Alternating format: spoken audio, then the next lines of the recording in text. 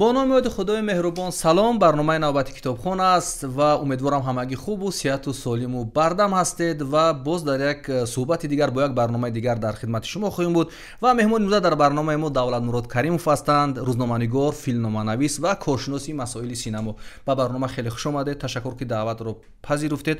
بگوید چی پیام و سلام و درود دارید با برنامه بیننده برنامه کتابخانه. خب جهان سپاس با شما و با کلی اهل ایجاد این برنامه و با بینندگان این برنامه. در برابر ادبیات مثلا کتاب یا نمیدونم رسامی و هر هنرهای دیگر، اگر چند سینما یا فیلم سازی یا همون کینو اگر صنعتی نو هم باشد، یعنی 200 سال اخیر، ولی ما میبینیم که بسیار هم یک دستگاه خیلی قوی است و دنیا را زیر تاثیر قرار داد.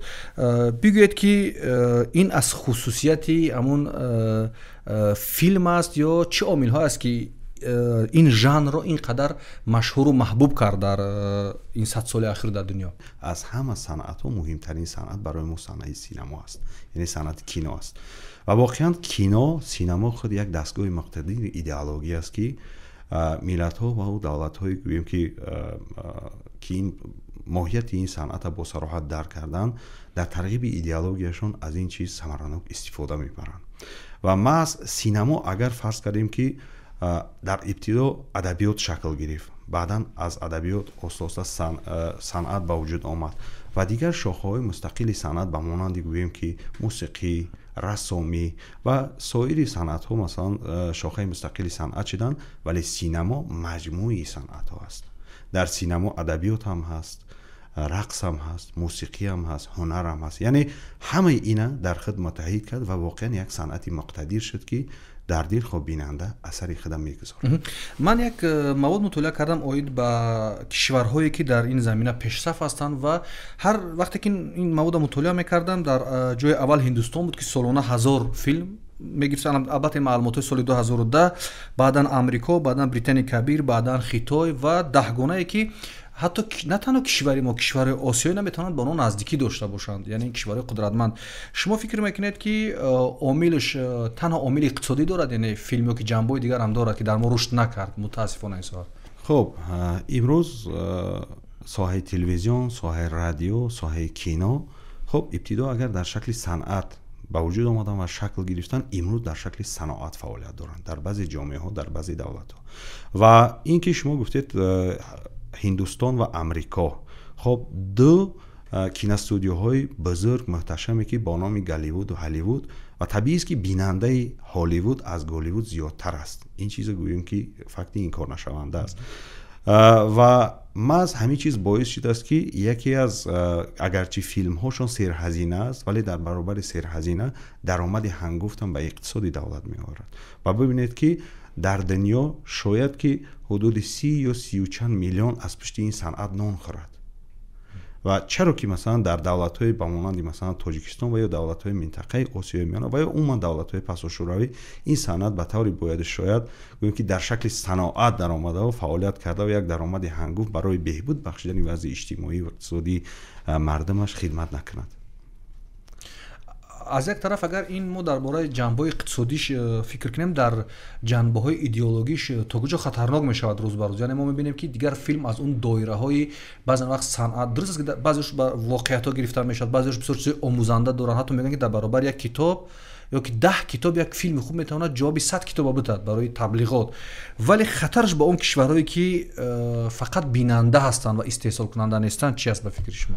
خب ببینید، یک نظریه هم هست به نظریه هانتینگتون، ببینید که برخورد تمدن ها را گفت و برخورد تمدن ها محض به هر گویم شیوه دست میدهد و اون دولت هایی که واقعا دولت های مقتدرن و واقعا قدرت دارن و امروز انا همین دستگاه مقتدر ترغیبات ایدئولوژی یعنی سینما را خوب استفاده میبرن. ببینید در متحد کردن جامعه دولت ها از سینما خوب استفاده میبرن، واقعا هدف رس است. و اونی که مثلا یک از خواندن کتاب فرض کردیم که ماها یا که هفته ها صرف کند، با دیدن یک کتاب، با دیدن یک کینو میتواند که اون ماهیت یک اثر که چی یک چند اثر аз бар кунад. тез аз ба ҳадафҳои стратегӣ тезтар бале ин фарз кардем ки коре ки китоб дар 1 сол мекунад, синемо метавонад ки дар 1 моҳ кунад. ҳатто дар 1 соат метавонад ки ташкил синемо аст ки метавонад ки ақидаи инсонро билкул тағйир кунад. мо шумо дур намерем. як марҳилаи таърихиро мо пассар кардем, марҳилаи коммунистӣ, социалистӣ. бинед ки вақте ки ин низом рӯи кор омад, гӯем тағйири форматсияи ҷамъиятӣ омад. яъне форматсияи ҷамъиятӣ тағйир мо аз обшини аз ҷомеаи феодалӣ ба ҷомеаи социалистӣ гузаштем ва дар ан ҳамин тағйири ёфтани форматсияи ҷамъиятӣ чӣ хизмат кард? пеш аз ҳама хизмати ан ҳамин синемо буд.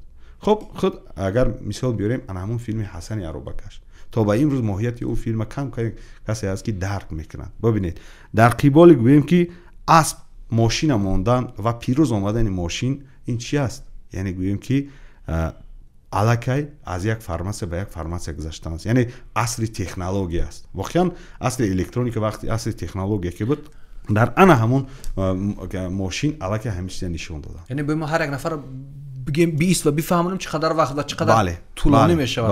вале ба воситаи як филм ба миллионҳо нафар метавонем зуд таъсир ва нишон расд. вақте ки як филме ки дар асоси як асар офарида мешавад, табиист ки дар асоси он як сценария ба вуҷуд мебиёяд ки муаллифи сценариям як муаллифи комилҳуқуқ дар баробари гӯем ки муаллифи асар аст. ва он хати сюжете ки мо дар достони ҳасани арӯбакаши устод Турсунзода мехонем, вақте ки филма мебинем, баъзе чизҳое ҳастанд ки вобаста ба ҳамо талаботи замон, вобаста ба талаботи идеологияи замон тағйир дода шудааст ва ба ҳадафам расид. дар замони соҳиби истиқлол, дар 30 соли истиқлол ҳам як кӯшишҳое аз ҷониби чи давлат ва чи шахсони алоҳида талош шуд ки филме гирифта шавад, филмҳое гирифта шаванд. чи филмҳои ҳуҷҷатӣ, яъне документални филм, чи филмҳои бадӣ, ҳатто баъзе сериалҳо ҳам гирифта шуд. вале ҳамон гуна ки чӣ гуна бинандагон мегӯянд ё кормандои синемо мегӯянд, 90% муваффақ набуданд. фикр мекунед омилаш чӣ буд? яъне адами ҳамкории давлат бо ҳамон гурӯҳҳо ё надоштани донишҳое ки барошон лозима бошад, ё мо сатҳи мутахассис дар ин соҳа надоштем. чӣ буд ки мо дар ин самт муваффақ шуда натавонистем ва ҳанӯз ҳам фикр мекунам дар қадамҳои аввал қарор дорем? хуб, дастовард дар соҳаи илм, дар соҳаи санъат албатта ба туфайли гӯем ки амну осоиш даст медиҳад. ва бахусус соҳаи синемо ки яке аз соҳаҳои гӯем ки басо мураккаб аст, пешида аст ва ба замони осоишта, ба ҷомеаи осоишта беҳад ниёз дорад, то тафаккури мардам, хотири мардам ҷамъ бошад ки то таваҷҷӯҳ рӯи ин шавад. ва аз нахустин солҳои истиқлолият, хуб мо медонем ки як даҳра ба як давраи бесарусомонӣ мо пассар кардем ки дар синемои мо хеле таъсири манфии худаш расон. ва ин буд ки сар аз соли 1997 яъне як ниҳоди эҷодии филмофарӣ бо номи киностудияи Тоҷикфилм таҳти сояи ва кумитаи телевизион ва радио рафт. ва ин бибинед ки дар зарфи 20 соле ки зери сояи телевизион монд, кино ранги телевизионӣ гирифт. ва ин буд ки мактабҳои ана ҳамон гӯем потенсиал ё худ зарфиятҳои соҳаи синемои мо дар тӯли 20 сол аз байн рафтанд. ва клубҳои сценарионависӣ, яъне одамои шавқманд буданд бо дидани филм, ин ё он филми хуб, кӯшиш мекарданд ки ҳатман дар дили онҳо навиштани сценария ҷӯш мезад. ва гӯем ба таври нохудогоҳ рӯзе даст ба кор мешуданд ва як ақидаеро масалан рӯи коғаз меоварданд ва оно гӯем ки дар хати сюжа мекашиданд.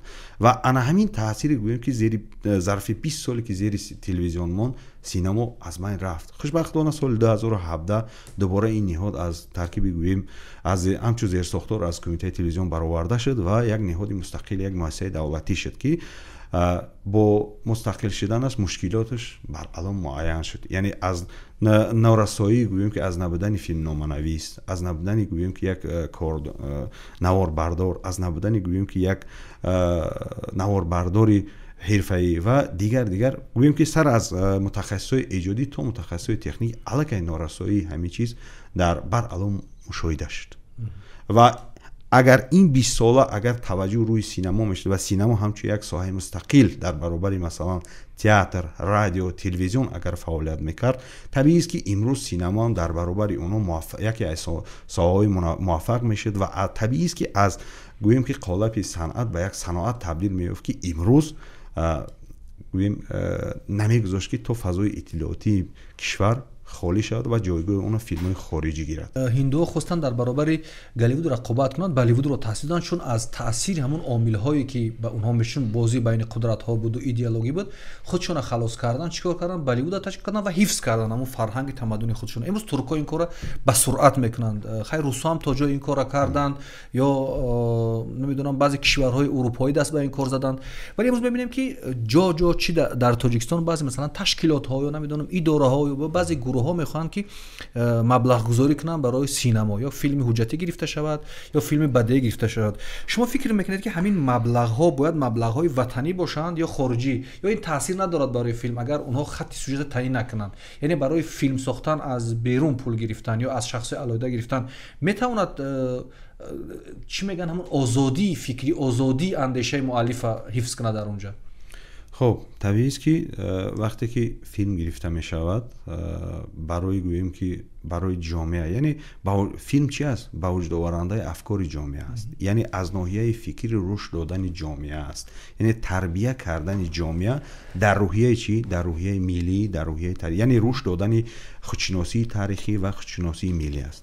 ва дар ин сурат табиист ки гӯем бештар таваҷҷӯҳ аз ҷониби гӯем ки ҳукумат ва давлат бошад ки то дар асоси ана маблағҳои худ ҳамин филма бардоранд то ки ба ҳадаф расанд. ва имрӯз агар фаразан агар аз ҷониби ин ё он созмони хориҷӣ вақте ки маблағгузорӣ мешавад барои соҳаи синамо ва барои бардоштани ин ё он филми мустанад, табиист ки дар он ҷо баҷуз аз инъикос кардани проблемаи ҷомеа чизе нест. Онам ҳадафманданд. Онам ҳадафманд аст, яъне ҳар касе ки пул метиҳад як мақсад, як ҳадафа пайгирӣ мекунад. хуб табиист ки ҳар ҷое ки пешравӣ ҳаст бекамбудӣ намешавад ва он камбудиҳо марҳила ба марҳила ислоҳ мешавад.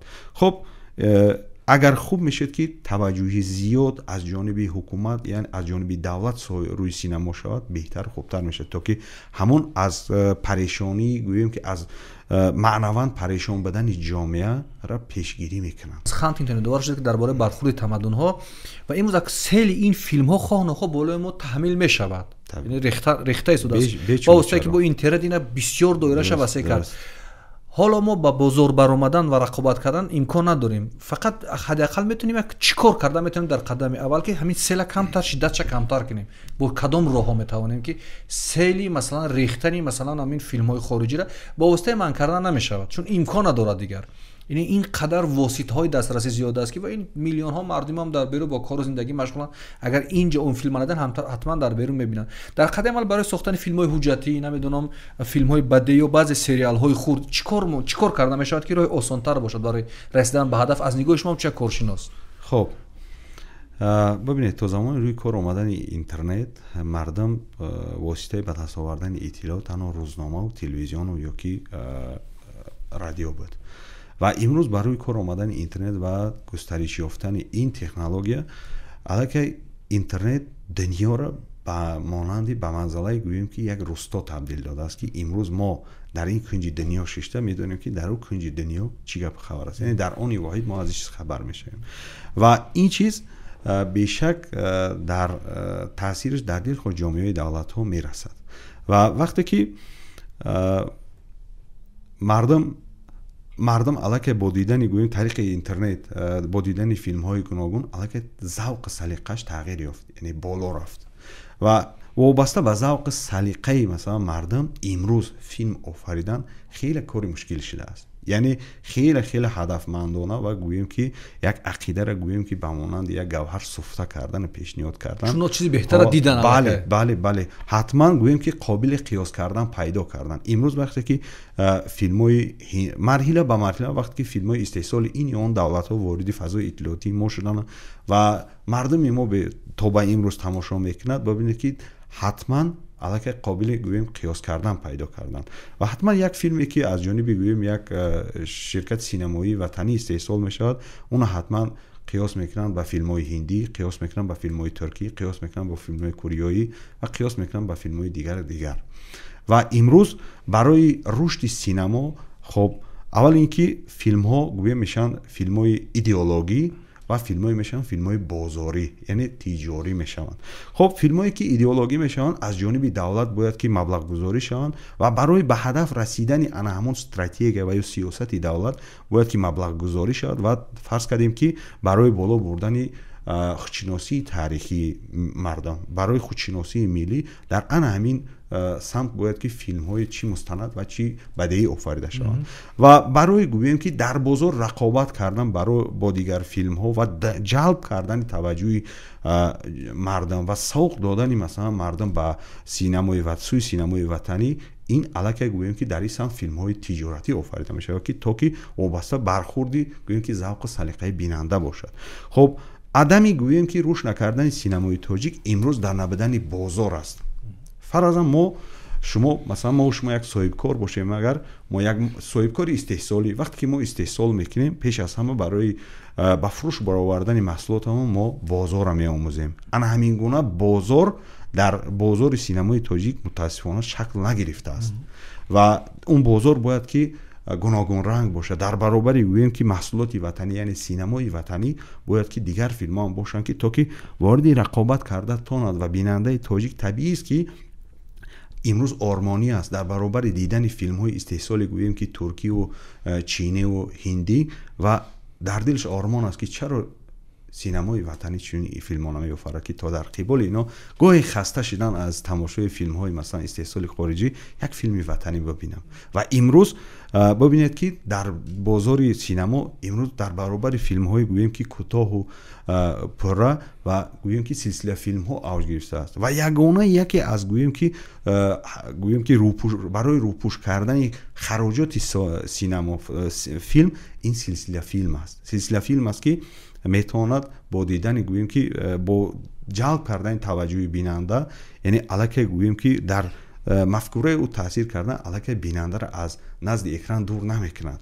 бинандаи закӣ метавонад ки пайгирӣ кунад. дар сурати пайгирӣ кардан он аллакай харҷ мекунад, чӣ қадаре ки бошад, чӣ тариқи интернет, чӣ тариқи масалан харидани диш, чӣ дар тамошо дар гӯем ки салонҳои ё худ кинотеатрҳо аллакай пайгирӣ мекунад ки ин чиз бешак дар таъсири худша дар ҷанбаи иқтисодии гӯем ки синамо мерасонад.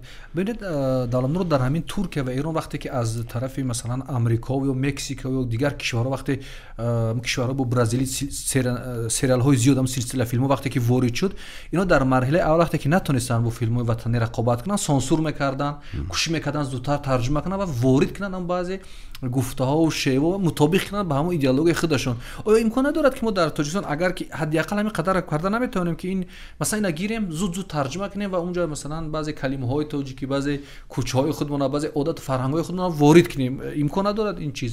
яъне онҳо ҳам дар баробар сонсур кардан бо забони худшон, ҳадди ақал гуфтан забонро ҳифз кунем, чун мардум бо русӣ мебинад, бо инглисӣ мебинад, ҳадди ақал бо форсӣ ё бо туркӣ бинад ва ин боиси гашт ки хеле зуд рушд кунад дар ин самт. дар мо ҳаст ҳам хеле имконият ки ҳамин корро ташкил кард. ё ин чӣ зарар, чӣ фоида дорад? хоб мо шоҳиди чунин таҷрибаҳо шудем, бахусус дар Россия. то оғози солҳои 2000 шабакаҳои телевизионии Россия ҳам истеҳсоли филмҳои Бразилия, Аргентина, Мексика ва дигар филмҳоро мегирифтанд, тарҷима мекарданд. ва шумо шоҳид будед ки вақте ки мо ӯ филмҳоро тамошо мекардем, кас гумон мекард ки ин филмҳо истеҳсоли на Аргентина аст, балки истеҳсоли Россия аст. чун ҳамон дар раванди тарҷума мегӯянд ки адаптатсия, яъне мутобиқ кардани филм, забони филм ба забони гӯем ки ҳамон мамлакат аст.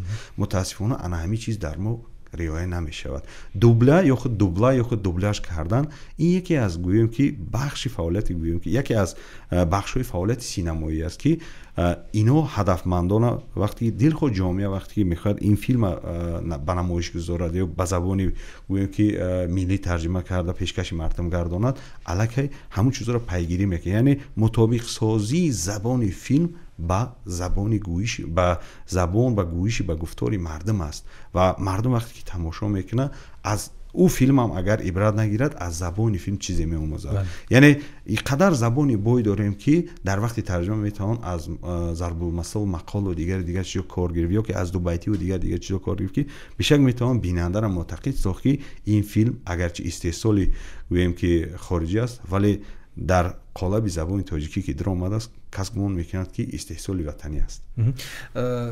میگن در برابر وضع اقتصادی، در برابر معارف، دیگر عامل هایی که به سطح به اخلاق ما بسیار تاثیر منفی رساند، یعنی کمبودی اقتصادی و درست نبودن سیستم معارف و ده ها عامل دیگر، یکی از عاملاش میگن همین فیلم ها هم هستن که در بخش دوشوی عائله ها، نزاع در خانواده ها یا تقلید کردن جوانان در بسیار کشور دنیا. من وقتی که موضوع رو پیگیری کردم، یعنی مرکزهای کینو کریتیکا، یعنی کلوب هایی که تحلیل میشود که همین کینو رو با جامعه توصیه مناقضات توصیه میدن یا توصیه نمیدن، از در ما چگونه است، ما چه خیلی انتخاب میکنیم برای بچه‌ها، میگن حداقل خودمون نمیتونیم استحصال کنیم، ولی فیلم‌ها رو وارد جامعه کنیم و تبلیغ کنیم که از اون چیزی بیاموزند. این وضعیت چگونه است؟ خب ببینید، برای تنظیم کردن این ساحه قبلا یک کارخانه وجود داشت با نام کارخانه واحد دولتی تاجیک کینو که محض در همین سمت فعالیت می‌برد و فعالیتش هم گویم که وظیفه‌اش هم تنظیم کردن ساحه بود و کینوستودیوی تاجیک فیلم همچون زیرساختار کمیته تلویزیون و رادیو تنها یک نهاد استحصال کننده بود، ولی سر از سال 2017 این دو نهاد یک جایه شدند و الکی هم استحصال کننده، هم پخش کننده، هم نظارت کننده شد. یعنی یک چند فونکسیون اساسی یعنی بر ذمه این نهاد گذاشته شد و طبیعی است که در این نهاد یک شورای بدیهی باید فعالیت کند که همه این انمی فیلمایی که مثلا انتخاب میشن و برای بیننده تاجیک روانه میشن، اینها باید که از نقطه نظر انمی شورای بدیهی و یا شورای هر یک فیلمی که در تلویزیون ها ترجمه میشد باید که از شورای بدیهی، از نظر شورای بدیهی انمی تلویزیون باید گذره که متاسفانه این جهت مسئله کمتر به دو پا میلنگد به قولی و به همین خاطر این است که امروز انامین در هم برهمی در ساحه بیشک مشاهده میشه. من یک مثال میبیارم. همگی 2 روز پیشتر هفته پیش پسرانم که یکی در صنف 3 میخونن و دیگری در صنف 1 و اومدن گفتن که دادا کینو میبینم، ما یک کینو میبرن. من گفتم که چون در این ساحه فعالیت میکنن، گفتم که باشد برای رشد این ساحه منم سهمم میگذارم. برای اینو 10 سومی دادم و اونا رفتن و 2 روز پیش اومدم آنچنان افسرده بودن، آنچنان گویم که روحیه‌شون شکسته بود که گفتم چی شد بچه جانو؟ گفتن که دادا امروز کینو تماشا کردیم در مکتب و کودک از گشنگی هوشش رفت. گفتم چیل؟ و یا ینگش همه خیلی جنگ کرد و یا عذاب داد. گفتم بعد خط سیوژه همه خیلی کنجکاوانه پرسیدن گرفتم و کودک هم با زبان خود خط سیوژه همون فیلم نقل کرد و بعدا میفهمم که فیلم با نام غصه، یعنی ببینید که الکی نام فیلم خاراکتری منفی دارد. سیوژه‌اش هم گویم که وضع اجتماعی یک کودک که همسین سالی فرزندای من هست، یعنی این گونه فیلم ها را گویم که برای کودک، بیننده کودک به مکتب پیشنهاد میکنه، پس مسئولی گویم که چنین پخش کردن چنین فیلم ها اولا نهاد ایجادی بانوی مؤسسه دولتی تاجیک فیلم است که باید بیشک اجازت نامه را مثلا خیلی این نهاد میتید، بعدا وزارت معارف است. پس از نظر این دو نهاد گذاشتن چنین فیلم برای بیننده کودک هم نورس هم نیست، کودک وقتی که پیشنهاد میشود بیشک در روحیه او تاثیر میسازد، کودک روحیه‌اش میشکند، یعنی آسیب پذیرن اونا وقتی که به یک صدمه روحی روانی دچار میشن. پس از چی باید گیله کرد؟ از فیلم های وقتی که فیلم های استحصال مثلا خارجیان با یک هدف برای یک جامعه همچون یک تیر روانه شده است، وقتی که در برابر اینو چنین فیلم ها وقتی که در مکتب ها اون هم در مرکز شهر نمایش داده میشه، پس در این حال چی باید کرد؟ یعنی از این برمیاد که این وضع واقعا بحرانی و واقعا فلج است وقتی که ما با این چیزا واقعا مادامی که ما هنوز هم گوییم که پتانسیل یا خود ظرفیت استحصال کردن بازار را تامین کردن نداریم و تنظیم کردن یا خود با وجود آوردن و تنظیم کردن بازار سینما را نداریم. پس حداقل در نوبت نظارت کردن و یک مال خوب و یک چیزی گوییم که عبرت آموز، وقتی یک چیز آموزنده پیشکش جامعه باید کرده تونیم. سینما واقعا یک موضوع خیلی کلان است که نمیشه در یک صحبت اینا ما اینجا مثلا مطرح کنیم، ولی ما گفتیم که کدام عامل ها هستن و وضعیت در چه حالت قرار دارد. شاید از بیننده ما میبیند که مثلا بیشتر ما خاراکتر توصیوی هم دارد برنامه در بعضی حالت ها و فکر شما نزدیکتر با ما فیلم های کجا رو باید ببینیم؟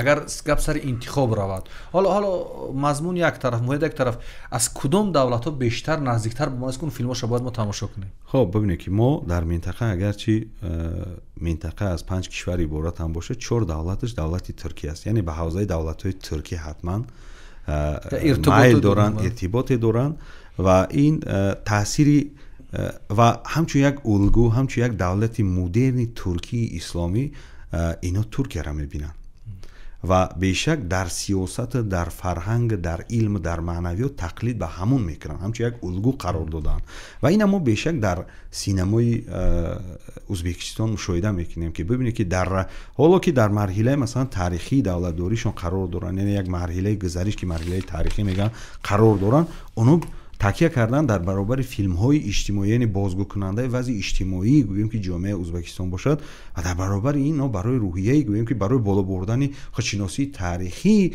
ҷомеа миллати ӯзбек онҳо даст задан ба истеҳсоли филмҳои таърихӣ. ин аст ки дар ҳаҷми 30 серия 30 қисм силсилафилме бо номи Бобур гирифтанд ки он гӯем ки бозмондаи хонадони Темуриён аст ки дар Ҳинд ҳукумат карданд ва онам аллакай медонанд ки онам аллакай худшон месоманд. пас ҳар бинандае ки масалан аз берун ин филм мебинад бешак гумон мекунад ки замоне як қораи бузург Ҳинд дар зери тобиати Ӯзбекистон буд. яъне дидед раванди миллатсозиро дидед ва бубинед ки бо сари қудрат омадани масалан Эрдоғон сиёсати масалан сиёсат, яъне политика ва геополитикаи турк комилан тағйир ёфт, яъне пурра то охир тарафи гӯем ки кишварҳои ҳавзаи, яъне аз оне ки аз ҳама охир будан дар Аврупо беҳтар аст ки аввал дар ҷомеаи туркӣ бошам, яъне дар ҳавзаи давлатҳои туркӣ бошам, унҷа ки охир бошам беҳтар ки дар инҷа аввал бошам ва ин буд ки уно рӯи синамо такя карданд. хоб Туркияи Усмонӣ, империяи Усмонӣ 500 сол ҳукумат кард. Он тараф то ҳавзаи давлатҳои арабӣ зери тасарруфуш буд, аз Яман сар карда то гӯем ки имрӯза ҳудудҳои гӯем ки қисман Россиям дар дастшон буданд ва ҳар як империя, ҳар як давлат давраи гӯем ки гулгулшукуфоии худ шуда. чине хеле ки давлати Сомонӣ давраи гулгулшукуфоиш давраи гӯем ки Насри ибни Аҳмади Сомонӣ буд ва давраи гулгулшукуфоии давлати вем ана ҳамон Султон Сулаймон аст ва ки имрӯз одаме ки аз таърих огоҳ ҳаст, фарде ки аз таърих огоҳ ҳаст медонад ки таърих чӣ гуна дар филмҳои туркӣ таҳриф шуда истодааст ва уна аз будуш зиёд нишон додан ин гул задани гӯем ки як бинандаи қаторӣ аст ки яксо агар уно гӯем ки ана ҳамон марҳилаи таърихии давлатдории гӯем ки турка агар бибинанд ва баҳогузорӣ кунанд, дим ана ҳамон зебогӣ, чӣ зебогӣ гӯем чӣ чеҳраи масалан туркӣ, чӣ сару либоси туркӣ имрӯз бинандара шефта кардааст, яъне завқи эстетикии бинандара боло бурдааст. ҳоло он ки ҳамон 500 сола империя фақат моли турко набуда, онҷа масалан форсон дигаро ҳам саҳм доштанд ва уммат буда, онҷа калимаи уммат буд. имрӯз калимаи уммат гирифта мешавад, фақат турк нишон дода мешавад, фақат турко ҳастанд. агар ба таърихи турк назар кунем, имрӯз ҷасорате ки дар ӯ филм нишон дода мешавад ҳамаш ба ҷасорати миллати турк вобастагӣ надорад. ҷасорат бештар ба курд вобастагӣ дорад. агар мо султонои турка таърихчаи зиндагишон гирем, ҳатман ё аз ҷониби модар онҳо курданд ки имрӯз ҷасорати курдро то ба имрӯз мо дар ҷомеа мебинем. як аз нигоҳи забонӣ унҷа қариб забони 200 сол мегӯянд забони форсӣ ҳукумат дар ҳукуматаш чизе аз ин ёд намешавад. умуман мо намебинем ки унҷа забони форсӣ нақшш ё надошт. то замони пош хӯрдани гӯем ки империяи Усмонӣ хатш хати форсӣ буд. чиз аз ин ёд намешавад. бештари истилоҳот ва гӯем ки маснад забони туркиро маснаднишин кард Камол Отатурк. то ба расидани Камол Отатурк забони туркӣ маснаднишин набуд, забони туркӣ кӯчабозорӣ буд, забони давлатӣ бешак ана ҳамон забони гӯем ки имрӯз озариҳои Эрону озариҳои минтақаи Озорбойҷон дигар ҷо хоб гӯем ки бештари калимотшон бисёри истилоҳотон форсӣ буд. вале вақте ки мо филми Усмона мебинем, ин дигароша мебинем, фикр мекунад одам ки яъне ҳаминҳо дар пеши гап одам ошиқ мешавад ки ҳамин Туркия имрӯз. далер ҷон, ман як чизро мехоҳам шумо ёдовар шавам. вақте ки мо аҳли мутолиа вақте ки мешинем суҳбат мекунем ва ба таври нохудогоҳ баъзе масалан нафаре ҳастанд ки майл ба филмҳои туркӣ доранд ва ҳамон силсила филмҳоро тамошо мекунанд ва бубинед ки ана ҳамон марҳилаи таърихие ки турк паси сар карда аз ҳамон салҷуқиҳо, یعنی سلجوقی امروز از همون سلجوقی‌ها سر کرده تا آخران خلیفه عثمانیان خلیفه عبدالحمید امروز اینو فیلم کشیدن. ببینید که همون مرحله تاریخی را هر یک دوره‌ش مثل گوهره که برشته کشیدن و سلسله گویم که گوهرهای تاریخیشون را به وجود آوردن و پیشکش جامعه ترکی چی جامعه جهانی کردن. امروز بیشک ملت‌های قومی ترکیه که در دیگر قوم‌های دیگر همسایه دولت‌ها زندگی میکنن امروز تماشا میکنن از ترک بودنشون افتخار میکنن. یعنی افتخار نه تنها در جامعه ترکی بلکه در جامعه‌های دیگر بین دیگر قوم‌های ترکی به وجود آورد. یعنی فیلم هم قدر قدرت دارد که گاه یک قوم بادیانشین، یک قوم صحرایی را حتی یک انسان‌های نمیدونم کوچه بازاری را میگیره به یک الگوها تبدیل میکنه. بله. این قدرتی آفرینندگی فیلم است. در حالی که وقتی که ما همه خیلی اهل گوییم که مطالعه وقتی صحبت داشتیم و صحبت هم خیلی خورد سر سینما، چون میدونستن که من در سایه سینما فعالیت میکنم، بیشک گوییم که یک نوع مجرای صحبتی ما کم تا تغییر و سر سینما صحبت کردیم. اما من گفتم که برادر شما است تاریخ آگاه هستی. ببینید که خاندان سامانیان بیشک ایمپریا بودن که چهار گویم قبیله ترکی در خدمت چون بودن: ترکای آغوزی، ترکای سلجوقی، ترکای غزنوی و ترکای قراخانی. هر یک گوشبقیمار میشتن که امیرای سامانی برای اونا کدام یک رسالت، کدام یک مسئولیت به اونا فرمایش میتونن، سپارش میتونن که تا اسپای سپارش شوند.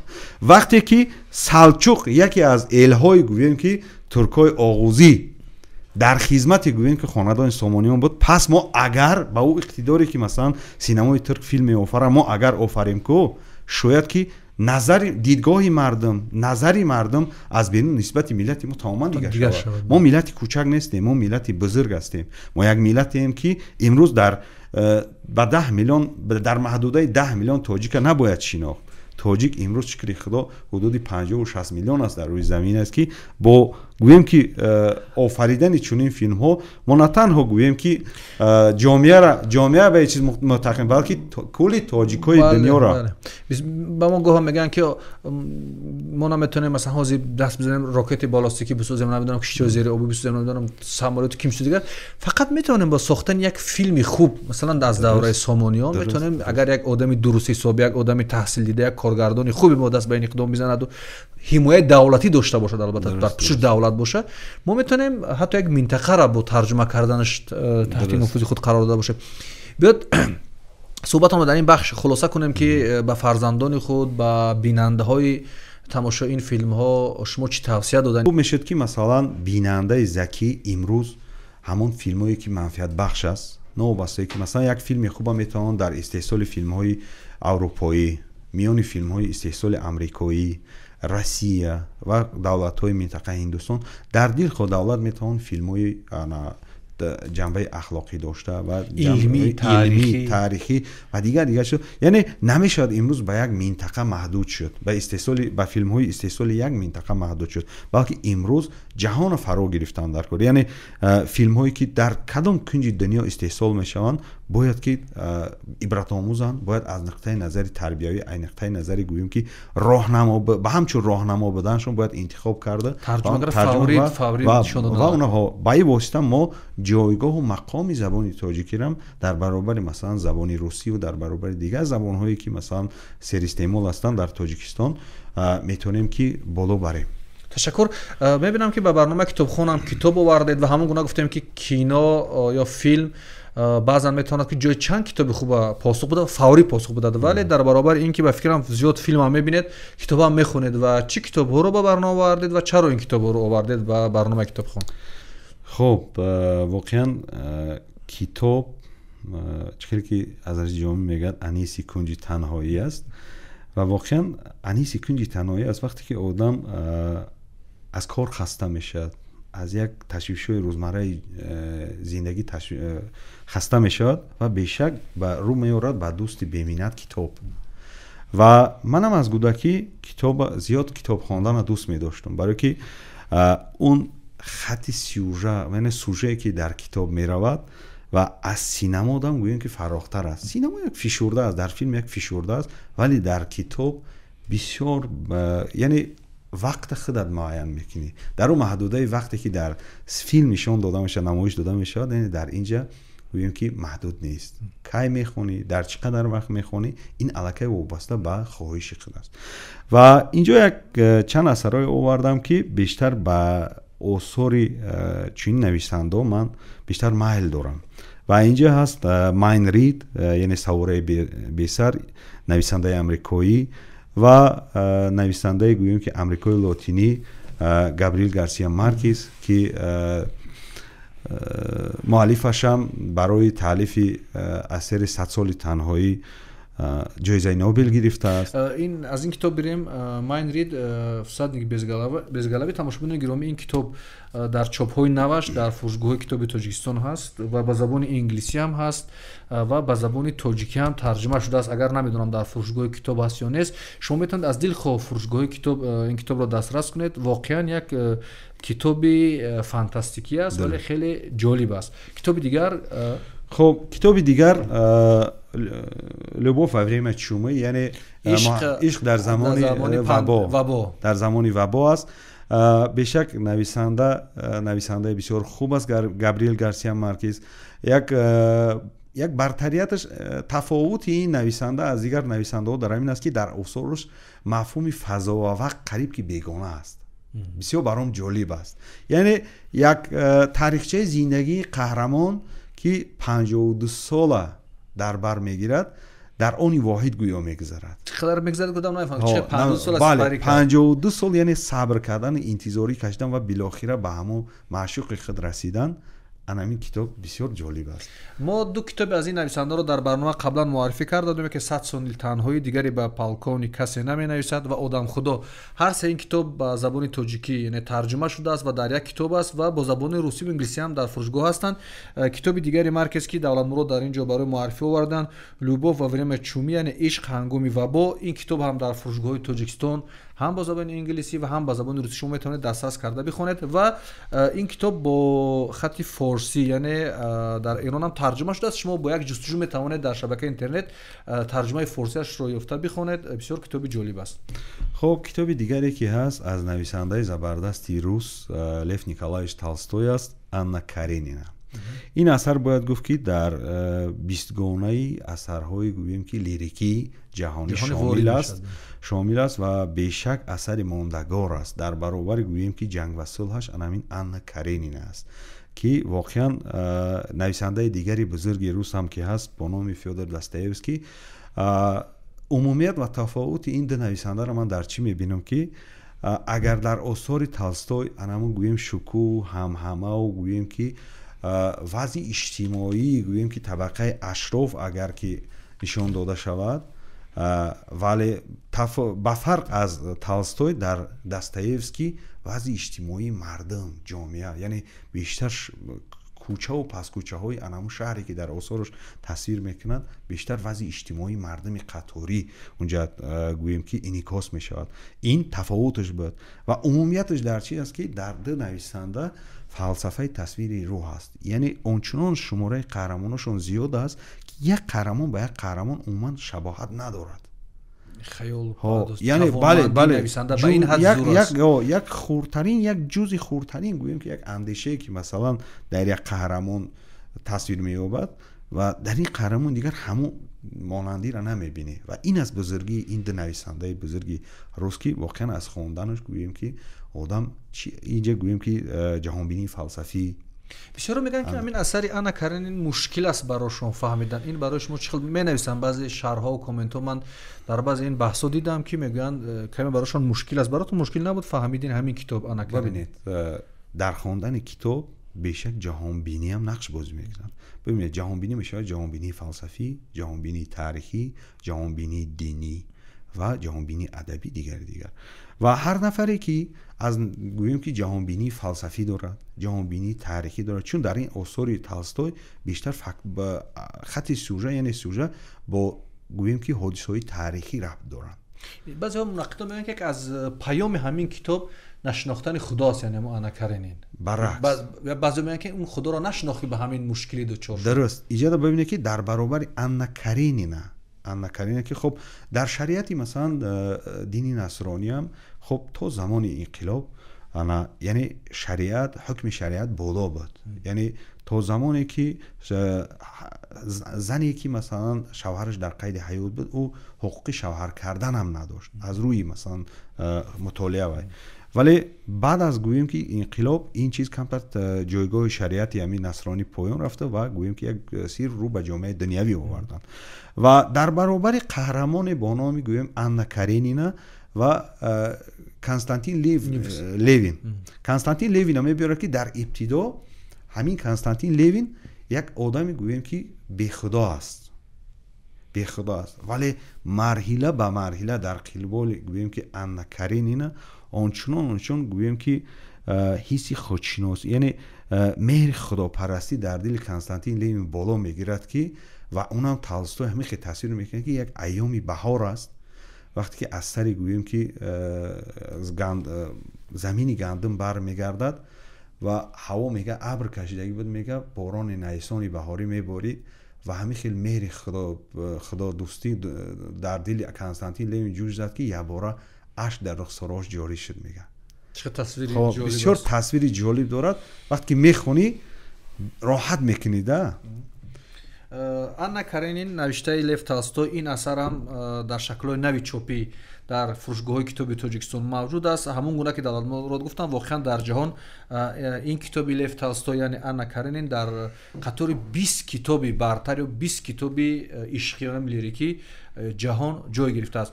دلال مراد بار دیگر به برنامه خوش آمدید. تشکر که دعوت ما رو پذیرفتید. در نهایت صحبتتان رو برای بیننده برنامه کتابخوان خلاصه کنید و صحبت رو به انجام برسانیم.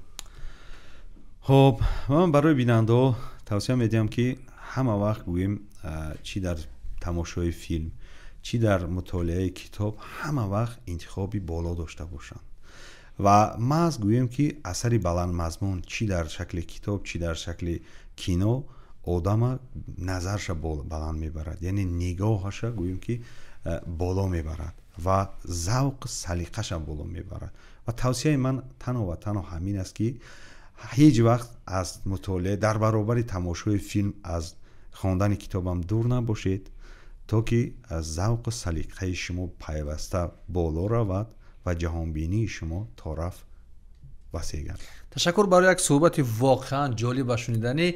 این برنامه کتابخوان بود. تا برنامه آینده در حفظ و پناه خدا باشید. خدا یار و یاورتان.